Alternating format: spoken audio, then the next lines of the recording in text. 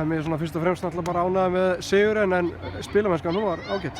Já, þetta skoruðu 3 frábær mörk hérna fyrir mig og fyrri hálfleikur var að svona lagði grunninn að þessu.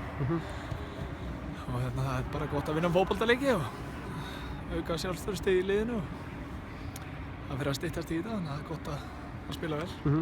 Fyrstu 3 mörkin það eru öll keimlík koma að vinstri kantinum fyrir og mark. Er þetta beint aðeinkarsæðinni? Já, það má eiginlega segja það. Þetta sé bara beint aðeins. Nei, þetta voru margar stórgóða skyndisóknir hérna.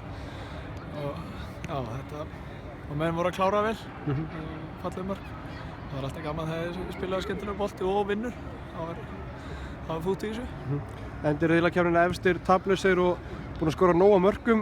Ertu ekki ánægð með spilmennskuna í heilt yfir? Jú, það hefur verið svona fínt stöðuleiki í þessu okkur sem maður er alltaf að leita eftir og það hefur verið svona ennþá í smá þróun hjá okkur. Náttúrulega vilt aldrei fá þau mörk, vilt aldrei kátur og sérstaklega hérna kannski í þessu seinni hálfleika. Fá þessi fullt af færum er ekki gott en það tekur jákvæði búndana, það er alveg rögt og skora svolítið af mörkum. Það er alveg gríðarlega mikilvægt, það gefur okkur mikið.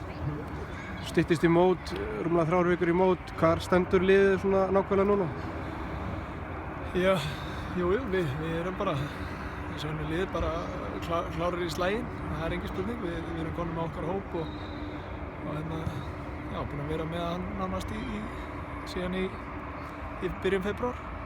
Þannig að það hefur verið gott að geta allir haft saman og búin að vera að drilla okkur í mótið. Þið eru samt að fara að bæta við ykkur eða ekki? Já, við erum með 1 markmann bara, þannig að við verðum að hafa 2 allavega. Þannig að það er svona verið að skoða það. Það er ekkert komið lengra en það? Nei, það er ekkert frágengið með neitt þar. Það er bara verið að skoða í kringum sig.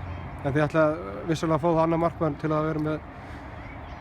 Já, við erum búin að vera svona að þreifa fyrir okkur í vetur og það styttist nú í mót, þannig að það þarf að fara að setja smá turbo í það.